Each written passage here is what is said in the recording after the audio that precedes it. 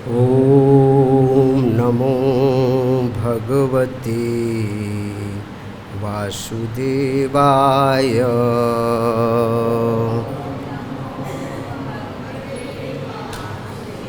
ॐ नमो भगवते वासुदेवाय।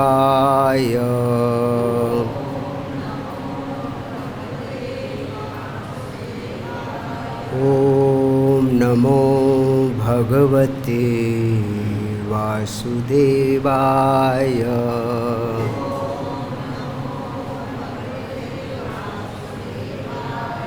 श्रीमद्भागवतम स्कंद 7 अध्याय 6। अध्याय का शीर्षक है प्रहलाद द्वारा अपने असुर सहपाठियों को उपदेश। और आज का श्लोक क्रमांक है 8। धुरापुरेण कामेन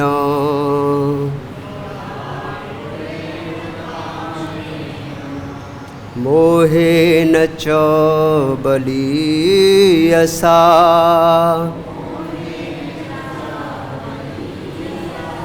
शेषं गृहेषु सक्तस्य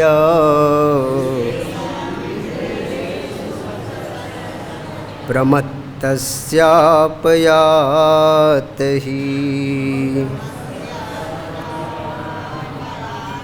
हरे कृष्ण। श्रील प्रभुपाद जी के द्वारा शब्दार्थ, अनुवाद और तात्पर्य। और ध्यान से सुनिए, बहुत अच्छा और बहुत ही महत्वपूर्ण श्लोक है श्रील प्रभुपाद जी। दुरापुरेण, जो कभी पूरा नहीं होता, कामेन, भौतिक जगत को भोगने की प्रबल इच्छा से, मोहेन, मोह से, च भी, बलियसा, जो बलिष्ठ तथा दुर्जय है, शेषम, जीवन के बचे हुए वर्ष, गृहेषु, गृहस्थ जीवन में, सक्तस्य, अत्यधिक आसक्त का, प्रमत्तस्य, पागल का, अपयाति, व्यर्थ बिता देता है, ही निसंदेह। जिसके मन तथा इंद्रियां बस में नहीं है, वह अतृप्त काम इच्छाओं तथा प्रबल मोह के कारण पारिवारिक जीवन में अधिकाधिक आसक्त होता जाता है। ऐसे पागल मनुष्य के जीवन के शेष वर्ष भी व्यर्थ जाते हैं, क्योंकि वह इन वर्षों में भी अपने को भक्ति में नहीं लगा पाता। तात्पर्य, यही जीवन के 100 वर्षों का लेखा जोखा है। यद्यपि इस युग में सामान्यतः 100 वर्ष की आयु संभव नहीं है, फिर भी यदि किसी को इतनी आयु मिल भी जाए तो गणना के अनुसार 50 वर्ष सोने में व्यर्थ जाते हैं, 20 वर्ष बचपन तथा किशोरावस्था में और 20 वर्ष अशक्त तथा जरा व्याधि में निकल जाते हैं। इस तरह केवल कुछ ही वर्ष बचे रहते हैं, लेकिन ये वर्ष भी गृहस्थ जीवन में अत्यधिक आसक्त रहने से इस चेतना के बिना ही व्यर्थ बीत जाते हैं। अतएव मनुष्य को जीवन के प्रारंभिक काल में पूर्ण ब्रह्मचारी बनने, फिर यदि वह गृहस्थ बनता है तो विधि विधानों का पालन करते हुए इंद्रिय निग्रह में सिद्ध बनने का प्रशिक्षण मिलना चाहिए। गृहस्थ जीवन के बाद वानप्रस्थ जीवन स्वीकार करके बन जाना चाहिए और तब संन्यास ले लेना चाहिए। यही जीवन की पूर्णता है। जो लोग जीवन के प्रारंभ से ही अपनी इंद्रियों को वश में नहीं कर पाते और जितेंद्रिय, उन्हें केवल इंद्रिय तृप्ति के लिए ही शिक्षित किया जाता है, जैसा कि हम पाश्चात्य देशों में देख चुके हैं। इस प्रकार 100 वर्ष की पूरी आयु व्यर्थ और दुरुपयोग में जाती है। मृत्यु के समय जब मनुष्य दूसरे शरीर में देहांतरण करता है तो यह आवश्यक नहीं कि मनुष्य का शरीर ही मिले, 100 वर्ष के अंत में जो व्यक्ति तपस्यामय जीवन में मनुष्य की तरह कर्म नहीं करता रहता, वह कुकर सूकर या बिल्लियों के शरीर को पुनः धारण करता है। अतएव कामेच्छाओं तथा इंद्रिय तृप्ति का यह जीवन अत्यंत विपदाग्रस्त होता है। हरे कृष्ण।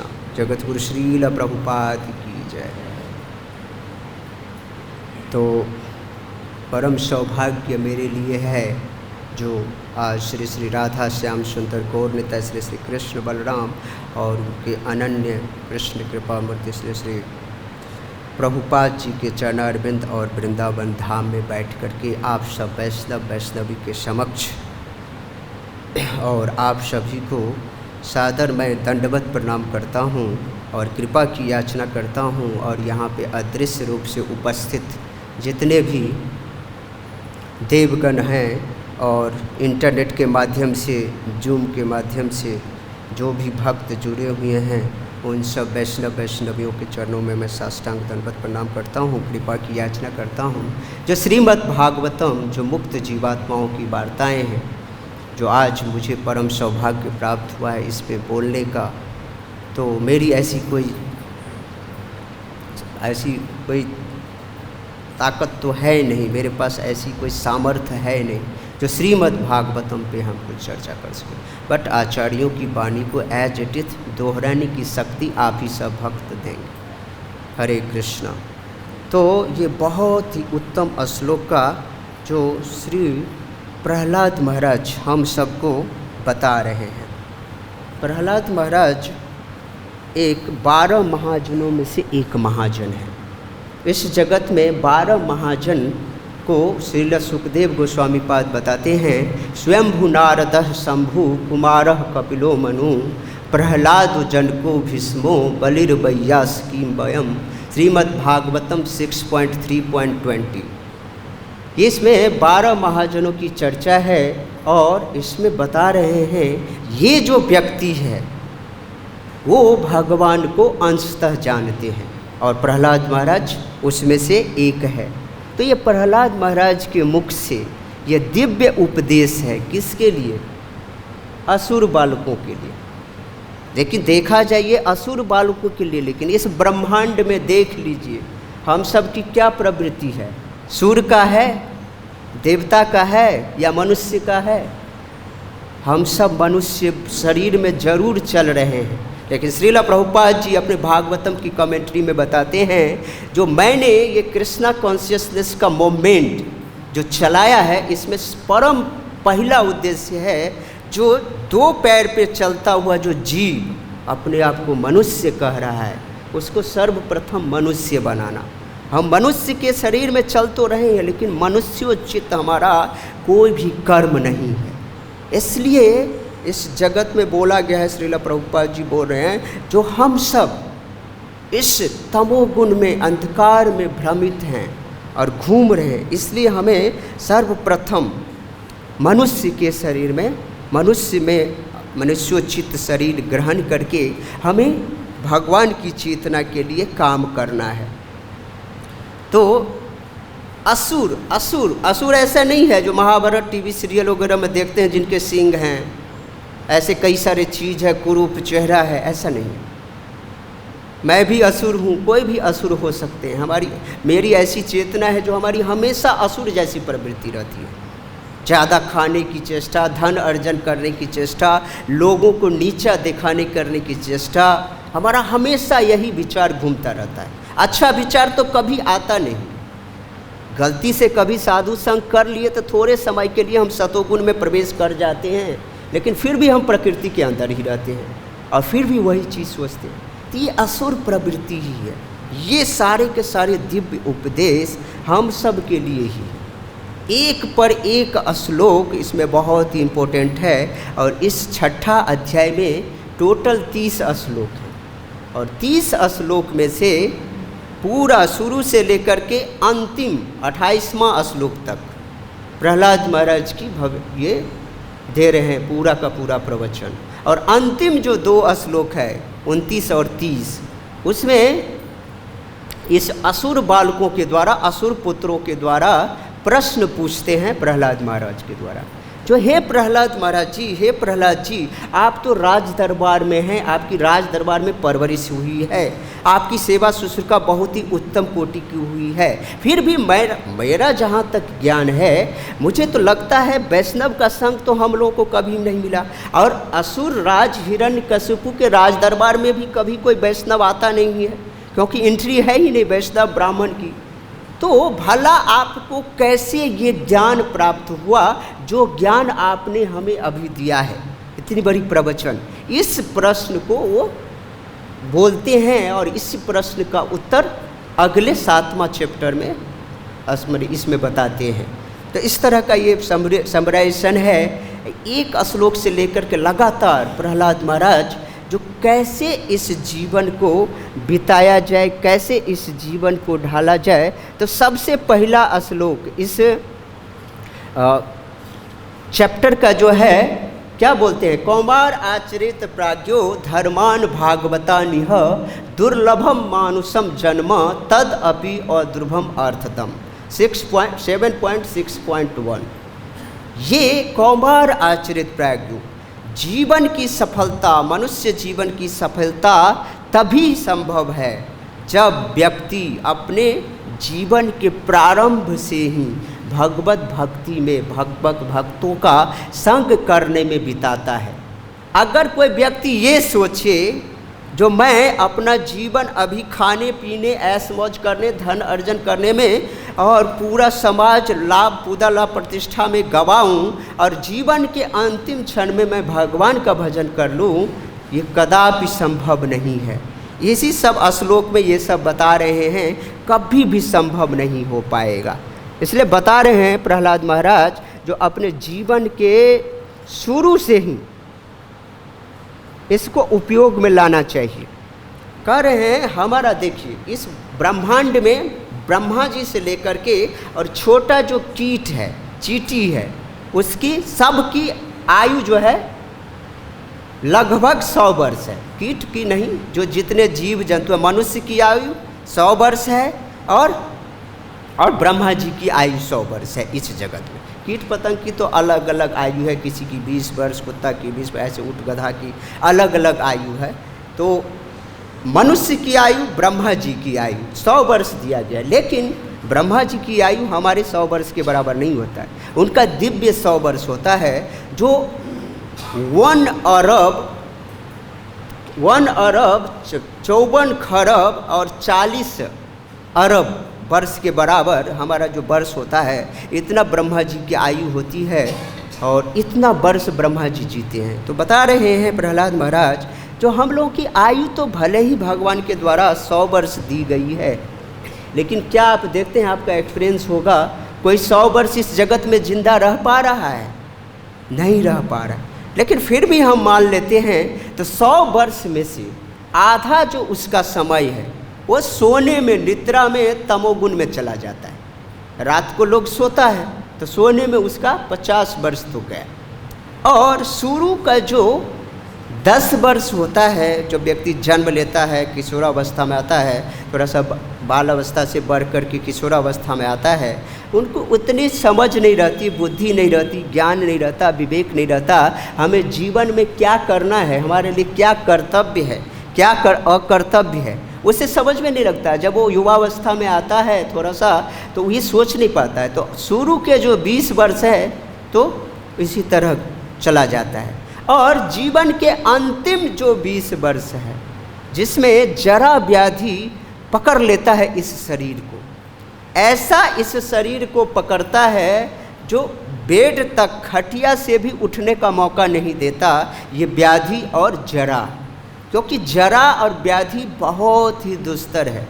जन्म मृत्यु, जरा व्याधि, दुख दोषानुदर्शनम, ये 4 ऐसा चीज़ है जो असहनीय है और हमें हमेशा इसकी ध्यान रख करके, हमेशा इसकी चिंतन करके करना चाहिए। तो 20 वर्ष शुरू का, 20 वर्ष लास्ट, तो बीच के जो कुछ समय बचा वही हमारे भगवत भजन के लिए बचता है। लेकिन व्यक्ति उसको भी अपने गृहस्थ लाइफ में, शादीशुदा लाइफ में अपने बच्चों के साथ, अपनी स्नेहवान पत्नियों के साथ उस इतना रम जाता है जो उसको दीन दुनिया, अपने पत्नी, बच्चे, काम काज, व्यक्ति सुबह से लेकर के शाम तक, रात के 12 बजे तक काम करता है। आप इस जगत में देखिए, भौतिक दुनिया में सारे लोग 8 बजे, कोई तो 7 बजे घर से निकल कर के ऑफिस पहुंचता है और रात को 12 बजे रात में आता है।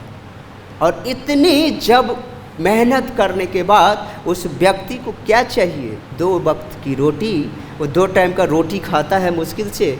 कई लोग तो चाय और क्या बोलते हैं उसको, अरे पाव रोटी बोलते हैं ना, जो मुंबई का क्या है, पाव भाजी, जिसी पे पूरा मुंबई वासी चलते रहते हैं। तो ये पाव भाजी जो है, इसको खा करके अपना जीवन, किसी को तो वो भी नहीं चलता है। तो ये जीवन इतना अस्त व्यस्त है, भागवत भजन करने के लिए उसके पास 1 मिनट का भी ये चेतना ही नहीं रहता जो हम भगवान की भजन कर सकें। और इस दीन दुनिया से, इस पूरे जगत से इतना आसक्त हो जाते हैं। एक कहावत है ना, ईस्ट और west India is the best. तो ईस्ट और west, home is the best. जब व्यक्ति इतना थक करके, बॉस की गाली सुन करके, और समाज में जब बिजनेसमैन है, कस्टमर्स की गाली सुन करके जब अपने घर पहुंचता है, तो जब अपने घर पहुंच करके उसकी पत्नी अपने आंचल से उसको थोड़ा सा हवा देते हैं, तो व्यक्ति पूरा जितना गाली गलौज सुना रहता है उसके 90% चले जाते हैं। और जैसे ही छोटे से बच्चे का तोतली भाषा उसके कान में जाता है, वो व्यक्ति तो 100% पूर्ण संतुष्ट हो जाता है और इसी में इतना आसक्त हो जाता है, उसे फिर चिंता ही नहीं रहती। 12 बजे तो ड्यूटी से आया, थोड़ी देर बिताया और अपना फिर सोया, फिर गया ऑफिस। तो उसको जीवन में भगवत भजन करने का और भगवान के भक्तों का संग करने की चेतना ही डेवलप नहीं हो पाती। और ये होगा कैसे? प्रहलाद महाराज बता रहे हैं, जो जब तक किसी भगवत भक्त, जो भगवान के कृपा पात्र वैष्णव हैं, उनकी जब हमें कृपा नहीं मिल पाएगी, तब तक हमारा चेतना उसमें नहीं लगेगा। तो इसी के संबंधित भागवतम में एक श्लोक बता रहे हैं, गृहेषु सक्तस्य प्रमत्य शेषम दुरापुरेण कामेन बलियसा मोहेन च अपयाति। ये जो श्लोक है, व्यक्ति गृह में इतना आसक्त है, सक्तस्य और प्रमत्तस्य शेषम। यहाँ पे श्रीधर स्वामी महाराज इस श्लोक में दुरापुरेण का अर्थ बताते हैं, जो ऐसी भौतिक इच्छा जो कभी भी पूरा नहीं किया जा सकता, दुरापुरेण, उसको हम किसी भी भौतिक इच्छा को उसको कभी भी ख़त्म नहीं किया जा सकता, और उसमें हम लग जाते हैं कामीन और मोहीन, और काम और मोह से आसक्त होकर के इस जगत में इस तरह से अपने असावधान जीवन को बिताते जाते हैं और अपने गृह में, घर में इस तरह आसक्त हो जाते हैं, जो हमारी चेतना इतना दूषित हो जाती है, जो भगवान को कभी याद नहीं कर पाती। और हम सब अत्यंत बलवान जो मोह है, मोह में कोई नहीं फंसना चाहता, लेकिन ये अत्यंत बलवान मोह है जो हमारा समाज के साथ संबंध, हमारा रिलेशन, ये हमारा जो है ये परमानेंट नहीं है। इसलिए कह रहे हैं, ये जो भौतिक जीवन है ना, इस भौतिक जीवन में देहा अपत्य कलत्रादिषु आत्मसैन्येषु असत्सु अपि तेषां प्रमतो निधनं पश्यन्नपि न पश्यति। भागवतन 2.1.4 सुखदेव गोस्वामी पाद इसमें बता रहे हैं, जो पश्यन्नपि न पश्यति, एक विद्वान से विद्वान व्यक्ति, एक ज्ञानवान व्यक्ति भी समझते हुए पश्यन्नपि न पश्यति, वो देखते हुए भी देख नहीं पाते हैं। क्यों नहीं देखता है? क्योंकि देह अपत्य कलत्र आदिषु, क्योंकि वो व्यक्ति इस देह में आसक्त होता है। देह, अपत्य, अपत्य से मतलब होता है अपने बच्चे में आसक्त होता है। और कलत्र, कलत्र मतलब होता है अपनी पत्नी में आसक्त होते हैं। और आदिशु, आदिशु का मतलब बता रहे हैं जो इस जगत के जितने हमारे रिलेशन हैं वो सारे के सारे क्या है, क्षणभंगुर रिलेशन है। श्रीला प्रभुपाद जी अपनी कमेंट्री में बता रहे हैं इस भौतिक जगत का जितना भी रिलेशन है ना, जो वर्तमान में पुत्र का रिलेशन, पिता का रिलेशन, पत्नी का रिलेशन, समाज का रिलेशन, नेता बॉस, जितना रिलेशन है ना, ये एक बहुत बड़ा महासागर में जो बुदबुद फेन उठता है ना, उस बुदबुद फेन की आयु कितनी होती है? वो अल्प समय के लिए बुदबुद फेन जागृत होता है और तुरंत उसका नष्ट हो जाता है। तो ये इस जगत में जितने भी रिलेशन हैं जिसको हम पकड़ करके आसक्त हैं, बैठे हुए हैं, वो सारा का सारा रिलेशन कार्य क्षणभंगुर है, उसी महासागर के बुदबुद फेन की तरह है जो वो तुरंत समाप्त होने वाले हैं। लेकिन हम सब जीव, हमें ये पता नहीं होता जो हमारा जीवन अल्प है, हमें मरना है, हमारा एक पैर कब्र में है, लेकिन फिर भी हम चांद तजरिया माने तान चदरिया पड़े रहो, क्या कचमचिया कचमच करे, हम बड़े आराम से सोते हैं। जो मेरे लिए तो मृत्यु आनी नहीं है, मृत्यु तो किसी और के लिए है, लेकिन हमारा पूरा का पूरा ध्यान इस समाज के अपने धन इकट्ठा करने, अपने जीविकोपार्जन में लगा रहता है। हमें आत्म कल्याण की कभी भी चिंता नहीं रहता, कभी भी व्यक्ति नहीं सोच पाता। और इस जगत के जो रिलेशन, जो वर्तमान में जो रिलेशन है, वो क्षणभंगुर होते हुए भी ये पूरी की पूरी मानव सभ्यता ऐसा चिपका हुआ है। और लोग योजना पे योजना बनाता है, प्लानिंग पे प्लानिंग। सरकार का भी 7वां प्लानिंग क्या चल रहा है, योजना आयोग चल रहा है ना, प्लानिंग पे प्लानिंग। सरकार की योजना अलग चलती है, व्यक्ति की योजना अलग चलती रहती है। आज हमने वृंदावन में 2 फ्लैट खरीद लिया, अब जो है अगला 2 साल का टारगेट होता है अच्छा अपार्टमेंट पे हो, इस्कॉन के सामने अच्छा फ्लैट हो। अभी तो हमने 30 लाख का मकान खरीदा है, सामने वाले में 1 करोड़ का फ्लैट मिलता है, तो ये नज़दीक में आ जाएंगे। ये उसका प्लानिंग चलता रहता है। उसको ये नहीं पता होता है जो अगला 1 सेकेंड मृत्यु हमें दबोच लेगा, ये अजगर सांप कब हमें ग्रस्त लेगा। श्रीला गुरुदेव हिज होलीनेस राधा गोविंद दास गोस्वामी महाराज बताते हैं, और भागवतम के कमेंट्री में श्रीला प्रभुपाद जी इस बात को बताते हैं, हम सब अजगर के मुंह में हैं। और अजगर जो है ना, धीरे धीरे हमको ग्रस रहा है, ग्रस रहा है, हम लोग अंदर लिए जा रहा है, लेकिन फिर भी हमारा अभी मुंह बाहर है, तो हम लोग उसमें सुख ढूंढने का पूरा प्रयास कर रहे हैं, अपना पूरा के पूरा प्लानिंग करने में लगे हुए हैं। तो ये जो हम अपने पूरे जीवन इस शरीर को सुचारू रूप से चलाने के लिए, इस शरीर को, घर को, समाज को बढ़िया से सजाने के लिए लगाए रहते हैं। हम कई तरह के ज्वेलरी पहनते हैं, इस शरीर में, इस फेस में हमने कितनी फेस वॉश यूज कर दिया, और इस बाल को अच्छी बनाने के लिए, अच्छा स्टाइलिश रखने के लिए हमने कितना शैम्पू यूज कर दिया। हमें लगता है लाखों रुपया ख़त्म हो गया होगा, लेकिन अभी हम टकला हो गए, क्योंकि ये प्रकृति है, प्रकृति हमें छोड़ेगी नहीं, प्रकृति का एक अलग नियम है। तो ये इस जगत में जो भी लोग हैं वो अंधकार में है, अज्ञान में, उसको पता नहीं होता, वो अपने आप को सर्वे सर्वा समझ लेता। प्रकृति क्रियमाणानि गुणे कर्माणि सब स अहंकार विमूढ़ात्मा कर्ता अहम इति मन्यते। हम अपने आप को कर्ता समझ लेते हैं। तो इस जगत में जितने भी काम हो रहे हो ना, वो सब हमारे द्वारा हो रहे हैं, लेकिन कर्ता तो कोई और है।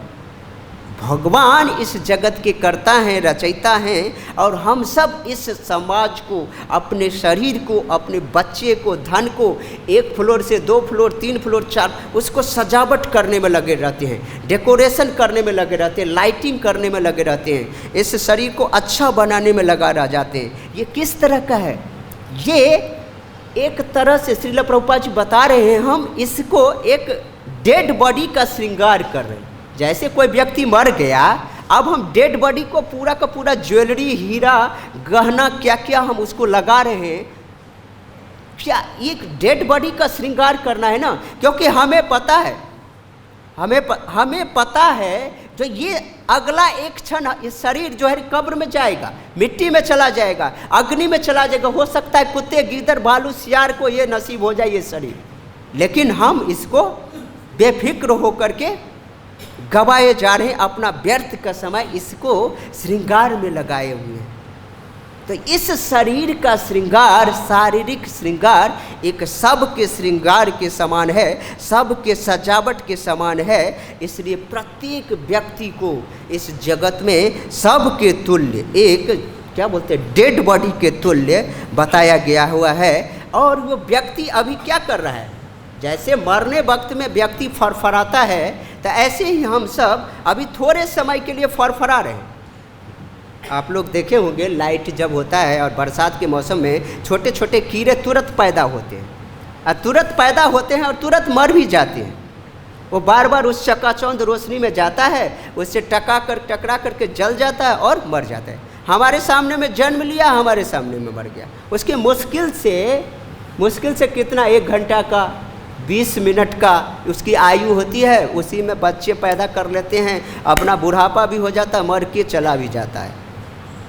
उसके जीवन इस तरीके से चलता है। और इस शरीर के सजावट में हम सब व्यक्ति को कभी भी नहीं फंसना चाहिए, क्योंकि प्रहलाद महाराज बताते हैं, दुर्लभम मानुषम जन्म तद अपि अध्रुवम अर्थदम। लेकिन ये दुर्लभ शरीर है, लेकिन ये अर्थदम है, बड़ा ताकतवर है, बड़ा ही शक्तिशाली है। क्यों? क्योंकि यही एक शरीर है। पूरा 84 लाख योनि में केवल मनुष्य का शरीर मिला, जो हम भगवत भजन करके भगवान के धाम तक पहुंच सकते हैं। और कोई साधन नहीं। क्या आपने देखा कभी कुत्ता को भजन करते हुए, बिल्ली को भजन करते हुए? केवल मनुष्य को ये इंटेलिजेंस, बुद्धि है जो वो कर सकता है।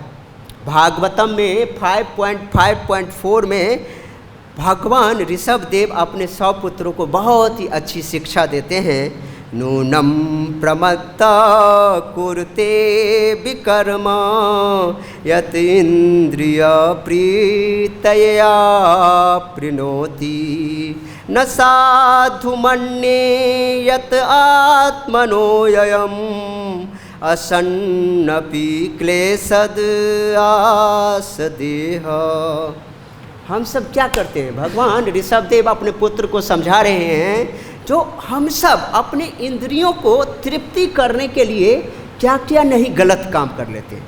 करें नूनम प्रमत्त, नूनम प्रमत्त होता, नूनम का मतलब होता निसंदेह। प्रमत्त मतलब हम सब पागल में अपनी इंद्र तृप्ति करने के लिए, अपने सेंस ग्रेटिफिकेशन करने के लिए कुरुते विकर्म, जो शास्त्र के विरुद्ध कर्म है ना, उसको भी हम कर डालते हैं।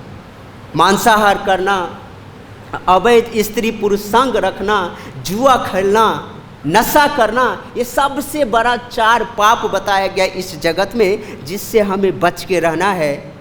जिसकी बोझ से इस धरती दबी हुई है, तो हमें इस पाप से बच करके अपने जीवन को भगवान के भजन में लगाना चाहिए। लेकिन हम सब क्या करते हैं? नूनम प्रमत्त, हम सब प्रमत्त होकर के और ऐसे शास्त्रों के विरुद्ध कर्म करते हैं, यत इंद्रिय प्रीति आपरिनोति, और अपने इंद्रिय तृप्ति के लिए सारे गलत काम कर लेते हैं। लेकिन न साधु मन्ये यत आत्मनोयम, लेकिन आत्मशुद्धि के लिए, आत्म कल्याण के लिए न साधु मन्ये, ये सही बात नहीं है। तो क्या सही बात है? हमें भगवान के शुद्धतम वैष्णव भक्तों का संग करना चाहिए, और हमें भगवान की भक्ति में अपने जीवन के शुरुआत से ही लग जाना चाहिए। तभी हम इस जीवन को जो है ना, अपने आप को परफेक्शन पे ला सकते हैं। तो मनुष्य को पूरी की पूरी जीवन साधु संग, चैतन्य महाप्रभु चैतन्य चरितामृत में श्रील कृष्णदास कबीराज जी यही बताते हैं, साधु संग सर्वशास्त्र कहे, लब मात्र साधु संग सर्व सिद्धि है। लब मात्र, लब का मतलब आप लोग समझते हैं, ये भौतिक दुनिया का लव, अफेक्शन, प्यार मोहब्बत नहीं। लव का मतलब होता है 1 सेकेंड। 1 सेकेंड कितना छोटा होता है, और उसका कह रहा है 14वां भाग। उतना क्षण के लिए भी अगर हमने शुद्धतम वैष्णवों का साधु संग कर लिया ना, तो उस व्यक्ति का जीवन सफल हो जाएगा। अब यहाँ पे एक बहुत बड़ा प्रश्न उठता है। श्रीधर स्वामी महाराज कमेंट्री में बताते हो, हु इज़ द साधु? कौन है साधु? इस जगत में कौन साधु है? क्या लग रहा है आपको? इस वस्त्र में घूम रहे हैं, बहुत अच्छा सा टकला बने हुए हैं, एक शिखा है, अच्छा सा मोटा सा कंठी माला, जप माला, क्या क्या लेके घूमते हैं, तो क्या मैं साधु हूँ? कह रहे नहीं, इस वस्त्र में भी हजारों लाखों बिना असाधु लोग घूमते हैं। साधु का मतलब होता है जब हमारा चेतना तितिक्षवः कारुणिका सुहृदय सर्वदेहिनाम अजात शत्रवः शांता साधु साधु भूषण। ये एक साधु का लक्षण होता है। साधु अपने दुख से दुखी नहीं होता। देखिए, मक्खन गर्मी में आकर के, अग्नि में आकर के पिघलता है, लेकिन साधु का हृदय इतना शुद्ध होता है, इतना कोमल होता है, जो किसी के दुख को देख करके ही पिघल जाता है। पर दुख दुखी साधु, अगर पड़ोसी बीमार है और हम उसकी परवाह भी नहीं करते, हमारे रूममेट बीमार है, हम उसके परवाह भी नहीं करते, तो ये साधु की वृत्ति नहीं है। साधु की वृत्ति है इस मानव समाज के कल्याण के लिए हमें काम करना, उन्हें भगवत भक्ति में लगाने का प्रयास करना। यही हमारा हमेशा का हमेशा प्रयास होना चाहिए। इसलिए हमें साधु संग करना चाहिए। भगवत गीता में भगवान श्री कृष्ण बताते हैं, भगवत गीता के 16वें अध्याय का 16वां श्लोक में असुर प्रवृत्ति के लोगों की वृत्ति क्या बता रहे हैं? अनेक चित्र विभ्रांता मोह जाल समावृता प्रसक्ता काम भोगेषु पतन्ते नरके असुचो। हम लोग क्या करते हैं? अनेक चित्त विभ्रांता। हमारा चित्र क्या है? विभ्रांत है, दिग्भ्रमित है, हम लोग उद्विग्न हैं, हमारा चित्त साफ नहीं है, हमारे चित्त में भगवान क्षण भर के लिए नहीं आते, कितना भी प्रयास कर रहे हैं तो करें, हमारा चित्त जो है विभ्रांत है। हम मोह के जाल में इस तरह से समावृत हैं, करें न, मोह जाल समावृता। मोह के जाल में ऐसा समावृत है, हमको मोह ऐसे ढक लिया है ना, जो प्रसक्ता काम भोगेषु। और मोह के जाल में, इस सामाजिक रिलेशन में हम लोग इस तरह फंसे हुए हैं, जो प्रसक्ता, हम लोग पूरा का पूरा आसक्त हैं किस में? काम भोगेषु। इस इंद्रिय तृप्ति में ही हमेशा लगे रहते हैं। इस देखिए, इस ब्रह्मांड का, पूरे भौतिक जगत का जो एजुकेशन है क्या है? जो अच्छा से अच्छा सेंस ग्रेटिफिकेशन, अच्छा से अच्छा इंद्र तृप्ति कैसे किया जाए, यही एजुकेशन हमें बचपन से लेकर के बूढ़े होने तक दिया जाता है। कोई भी इस ब्रह्मांड में, कोई भी बता दीजिए, श्रील प्रभुपाद जी बताते हैं कि इस पूरे जगत में कोई भी ऐसा यूनिवर्सिटी कॉलेज नहीं है जहाँ पे दिव्य ज्ञान, आध्यात्मिक ज्ञान की चेतना जो है, आध्यात्मिक चेतना को डेवलप करने के लिए हमें कुछ एजुकेशन मिल रहा हो, शिक्षा मिल रहा हो। तो करें, ऐसी स्कूलिंग होना चाहिए, ऐसे हमारे पाठशाला होने चाहिए जहाँ पे हम क्या कर सकें? आध्यात्मिक चेतना को डेवलप कर सकें। जब तक हम ये आध्यात्मिक चेतना, दिव्य चेतना, जो आध्यात्मिक चेतना, देखो ये जो भौतिक जगत का जितना भी कोई प्रोग्रेस कर लेना, तो ये क्या है? 3 गुण के अंदर में ही रहेगा। लेकिन जैसे ही हम आध्यात्मिक काम करते हैं, भगवान के लिए सेवा करते हैं, भगवान के नामों का जप करते हैं, तो ये क्या है? ये आध्यात्मिक जगत के प्लेटफॉर्म पे हम पहुंच जाते हैं। तो हमें हमेशा अपने आप को आसुरी प्रवृत्ति को छोड़ करके हमें भगवत भजन में लगाना चाहिए। धन अर्जन के पीछे हमें कभी भी बेहाल नहीं होना चाहिए। श्रील प्रभुपाद जी अपनी कमेंट्री में बताते हैं, जो अगर इस जिंदगी में अगर हमें धनी होना है ना, तो हम कुछ भी नहीं करेंगे ना, तो करोड़ों अरबों की संपत्ति हमारे पास आ जाएगा। ये जो अभी हमें दुख मिल रहा है, कष्ट मिल रहा है, हम गरीब हैं, कुरूप चेहरे में हैं, बीमारी से ग्रस्त है, ये क्या है? हमारा पूर्व के कर्माज है। कर्म के ऐसा नियम है, इसी के कारण हम इतनी सारे डिस्ट्रेस और प्रसन्नता, हैप्पी होते हैं। लेकिन व्यक्ति को ये बात नहीं पता होता है। वो व्यक्ति लगातार काम करने, ज़्यादा से ज़्यादा कमाने में लगा रहता है, क्योंकि वो अज्ञान में है, अविद्या के जाल में वो फंसा हुआ व्यक्ति होता है। जो व्यक्ति सोचता है जो जितना मैं कमाऊंगा उतना धन बढ़ेगा, मेरे ज़्यादा से ज़्यादा काम करने की शक्ति का प्रभाव है जो मैं ज़्यादा अमीर होता जा रहा हूँ। लेकिन बात ये नहीं है, ये हमारे पूर्व के कर्मा की वजह से हमें ये सब चीज़ प्राप्त हो। अगर हमें अमीर बनना नहीं लिखा है ना, तो चाहे कितना भी प्रयास कर लो ना, आप 10 नौकरी पकड़ लो, तो कई लोग 2-3 नौकरी पकड़ते हैं, लेकिन पकड़ लो, जीवन उसका ठीक से पालन नहीं हो पाता, बच्चों का एजुकेशन नहीं हो पाता, जीवन जन्म लिया गरीबी में, गरीबी में मर जाता। क्यों? क्योंकि हमारे पूर्व के कर्मा अच्छे नहीं हैं। लेकिन श्रील प्रभुपाद जी बताते हैं, अगर हमें भक्तों का संग करना है तो इसके लिए प्रयास करना पड़ेगा। अगर हमें भक्ति करना है, भगवान का भजन करना है, हमें भगवत धाम जाना है, तो इसके लिए हमें पूरा परिश्रम करना पड़ेगा, पूरा तपस्या करना पड़ेगा। बिना तपस्या से भगवान नहीं मिलते। इसलिए अपने आप को इंद्र तृप्ति में आसक्त न करके, कहने ना यहाँ पे, आसक्त काम भोगेशु पतंते नरके असुचो, और ये व्यक्ति अपने आप को नरक में चला जाता है। इस तरह का जो व्यक्ति होता है, इसलिए ये चीज को बताते हैं। करे भागवतम के 3 स्कंद के 25वां अध्याय में 20वां श्लोक में भगवान कपिल देव अपनी माता देवहूति को बहुत ही अच्छा उपदेश देते हैं। प्रसंगम अजरम पाशम आत्मनः कवयो विदु सएव साधु सुकृतो मोक्ष द्वारम अपावृता।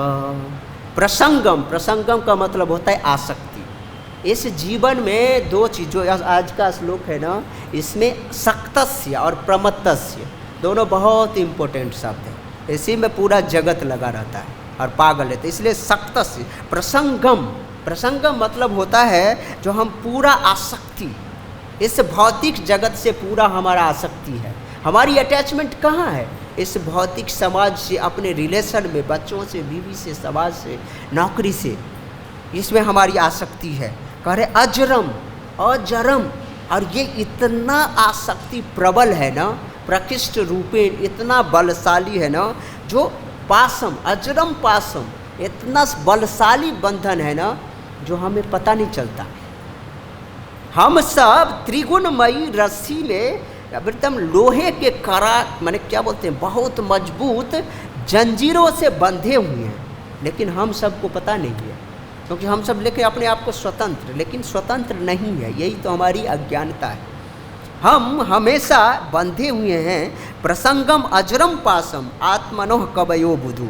कह रहे हैं अच्छा से अच्छा विद्वान व्यक्ति इस सांसारिक आसक्ति में फंस करके ना अपने आत्मा का हनन करता है, आत्मा का नाश कर लेता है। जो अपने आत्म कल्याण के लिए उनको भगवत भजन करना था, उसको छोड़ करके वो अपना पथ भ्रमित होकर के इस जगत के बंधन, जो अजरम पासम में फंसे हुए हैं, उसमें इस तरह से रच पच जाता है ना, जो स्वरूप सिद्धि, स्वरूप, अपनी जो स्वरूप है, भगवान की सेवा करना हमारा जो निज धर्म है, जीवेर स्वरूप है, कृष्णेर नित्यदास, हमारा यही स्वरूप है, हमें भगवान की सेवा करना।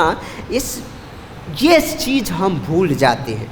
लेकिन जो व्यक्ति करे न स एव साधु सुकृतो, जो व्यक्ति भगवान की शरण में चला जाता है ना, जो अभी सांसारिक आसक्ति बनाए हुआ है, यही सांसारिक आसक्ति मुझे मोह में फंसा रहा है, नरक ले जाता है।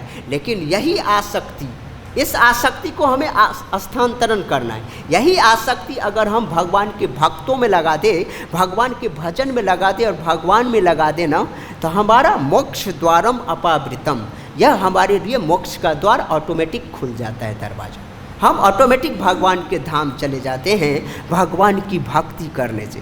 सिर्फ और सिर्फ हमें अपनी चेतना को, अपनी अटैचमेंट को इस जगत से हटा करके भगवान की भजन करने में हमें लगाना है।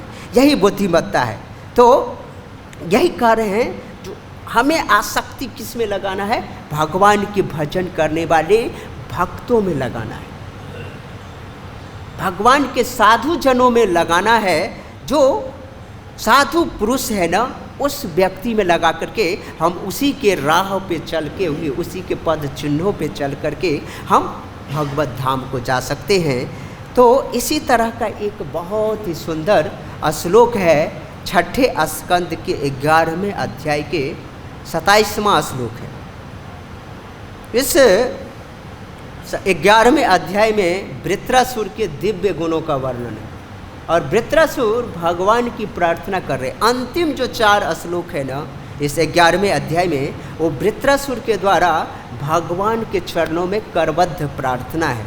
उसी प्रार्थना में से एक प्रार्थना है, मन्म उत्तम अश्लोक जने सुसख्यम संसार चक्रे भ्रमत स्वकर्म भी त्वत्मायया आत्मात्मज दार्गेषु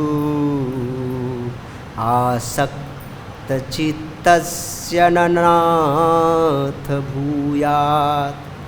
वृत्रासुर भगवान को प्रार्थना कर रहे हैं कि हे भगवान श्री कृष्ण, मैं आपके प्रबुद्ध भक्तों का संग करना चाहता हूँ। करें ना, उत्तम अश्लोक जनेषु संख्यम। मैं भगवान के भक्तों, आपके भक्तों का संग करना चाहता हूँ, लेकिन यहाँ पे वृत्रासुर बता रहे हैं मैं इस संसार चक्रे भ्रमते स्वकर्म भी, लेकिन मैं इस जगत में, इस संसार में जो अभी फंसा हूँ ना, इस भवसागर में जो फंसा हूँ, वो किस वजह से फंसा हूँ, स्वकर्म भी, अपने ही कर्म के द्वारा मैं आज फंसा हुआ हूँ।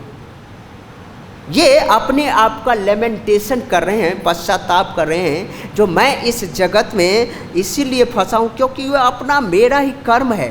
हम अपनी कर्म के कारण इस जगत में फंसे हुए हैं। लेकिन कह रहे हैं जो हे उत्तम श्लोक, हे भगवान, जो आपकी माया शक्ति के कारण है ना, आपकी माया इतनी प्रबल है ना, जो हम माया में फंस करके हम क्या करते हैं, अपने शरीर को ही, शरीर में लग जाते हैं, शरीर को, पत्नी को, यहाँ पे लिखा है ना, त्वत् माया, तुम्हारी माया से, आपकी माया से, आत्म मतलब शरीर, आत्मज मतलब अपना ही पुत्र, और दार मतलब पत्नी, और गेहसु मतलब घर द्वार में, इन 4 चीज़ों में हम फंस जाते हैं।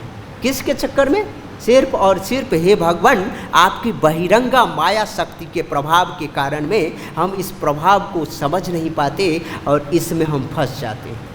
तो यही आत्मज दार गेहसु, इन्हीं 4 चीज़ों में सारा जगत फंसा हुआ है।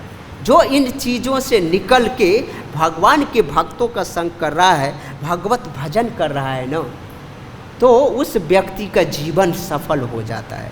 और प्रहलाद महाराज की जिस तरह की प्रवचन है ना, ये प्रवचन स्वयं ब्रह्मा जी, स्वयं भगवान के प्रथम संतान हैं इस जीव जगत में, वो अपने प्रवचन में भगवान की प्रार्थना कर रहे हैं। भागवतम के 10वें कैंटो के 14वें अध्याय का 36वां श्लोक, तावत् राग आदयस्तेना तावत् कारागृहं गृहं तावत् मोह अंघ्रे निगड यावत् कृष्ण न ते जना।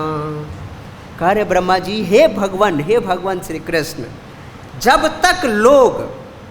जब तक व्यक्ति इस जगत में आपके भजन में नहीं लग जाता, आपकी भक्ति में नहीं लग जाता, तब तक उस व्यक्ति की भौतिक इच्छाएं, इस जगत में जितने भी काम इच्छाओं, भौतिक जो उसकी इच्छा है, जब तक व्यक्ति इस भगवान की भजन में नहीं लग जाता, अगर भगवान की भजन नहीं कर रहा है और इस जगत में सारे के सारे उच्च से उच्च काम कर रहे हैं, बहुत सारे दान पुण्य इधर उधर बहुत सारे चीज़ कर रहे हैं, पियो खुलवा रहे हैं, स्कूल खुलवाए, हॉस्पिटल खुलवाए, कह रहे ये सब सारे के सारे सब चीज़ ठीक है, लेकिन कह रहे इस समाज से आसक्ति, ये सब अगर भगवान की भजन नहीं कर रहा है कोई व्यक्ति, तो ये जो समाज से आसक्ति, बहुत ज़्यादा अमीर होना, ये कह रहे ये भौतिक इच्छाएं चोर बना रहता है, स्तेना और अस्तेना और तावत कारा गृहम गृहम।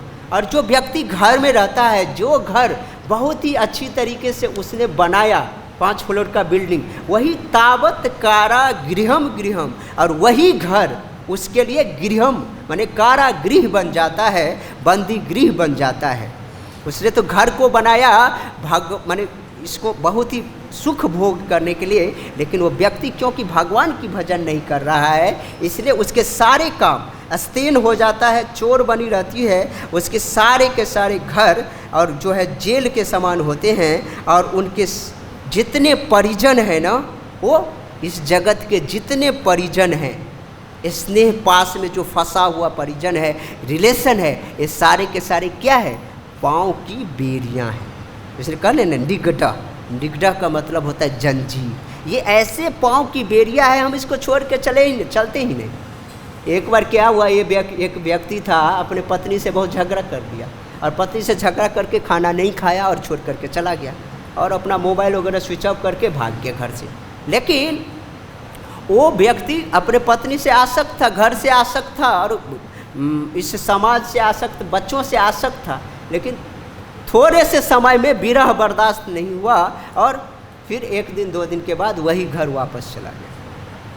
कह रहे हैं हम एक ऐसे रस्सी से बंधे हुए हैं, एक ऐसे जंजीर से बंधे हुए हैं, जैसे एक खूंटा है और खूंटे के चारों ओर क्या करता है, गाय अगर बंधी है, बैल बंधे हैं, कोई मवेशी अगर बंधा है, तो वो चारों ओर चढ़ता रहता है पूरा जगत में। वो जगत जो है उसका घूम घूम करके चढ़ता रहता है, लेकिन वो उससे ज़्यादा, उस दायरे, उस रेडियस से ज़्यादा बाहर जा नहीं सकता। तो हम सब भी उस अदृश्य बंधन जो दिख नहीं रहा है हमें, लेकिन हम उस बंधन में, उस जंजीर में इस तरह से बेड़ियों में फंसे हुए हैं ना, जो हम कहीं भी जाओ, ईस्ट और west, home is the best, कहीं भी घूम आओ पूरे ब्रह्मांड में, फिर वही पत्नी के पल्लू में जाकर के सर रखो, उन्हीं की बातें सुनो, उन्हीं की झाड़ू बेलन खाते रहो और अपना जीवन इसी में बिगाड़ देते हैं। और भगवान की भजन, जो भगवान के नाम रूप गुण लीलाओं में हमें रचे पचे रहना था, लेकिन उसको हमने भूल करके भजन छोड़ दिया, भागवत भजन छोड़ दिया और भगवान की भक्ति नहीं किया और अपने आत्म स्वरूप को आत्महंता बन गए और अपना ही कल्याण करना था, लेकिन हमने कल्याण नहीं किया। तो आज का ये श्लोक, यही इस श्लोक में प्रहलाद महाराज यही दिव्य शिक्षा दे रहे हैं, जो हम अजरम पासम असक्त से सक्त प्रमत्त पागल की तरह इस इंद्रिय तृप्ति में पागल ना हो जाएं, इन सब चीज़ों में अपना मन को हटा करके, धन अर्जन से हटा करके, हमें इस समाज के रिलेशन से हटा करके हमें केवल और केवल भगवान का भजन करना चाहिए। इसलिए श्रील प्रभुपाद जी के द्वारा दिया हुआ जितना भी प्रोग्राम है, मॉर्निंग प्रोग्राम, सुबह 3 बजे से लेकर के रात के 10 बजे तक का, उस प्रोग्राम को फॉलो करना चाहिए। चाहे हम गृह थाको बने थाको, चाहे हम घर में रहें, ट्रेन में रहें, प्लेन में रहें, मंगल आरती हम प्लेन में ही मंगाते हैं। जो भक्त होते हैं ना, वो ट्रेन में स्नान करते हैं उसी बाथरूम में, और बाथरूम में स्नान करने के बाद और मंगल आरती 4:10 में फूंकते हैं और बोलते हैं भगवान, नहीं इस तरीके, क्योंकि जो भगवान की भक्ति में आसक्त है ना, वो भगवान का भजन करेगा और वो कौमार आचरित प्राय भगवान की भक्ति शुरू से करनी चाहिए। तो इन्हीं शिक्षाओं जो हमें ग्रहण करना चाहिए, इसी वाणी के साथ हम अपनी वाणी को विराम देते हैं। और मुझसे अनंत गलतियाँ हुई है, कई शास्त्रोचित बातें हमारे मुख से नहीं निकले होंगे, तो मुझे क्षमा कीजिएगा। आप सब स्वयं विद्वान वैष्णवी हैं, तो इनको सुधार करके ग्रहण कीजिएगा। वांछा कल्पतरुभ्यश्च कृपा सिंधुभ्यश्च पतितानां पावनेभ्यो वैष्णवेभ्यो नमो। जगद्गुरु श्रील प्रभुपाद।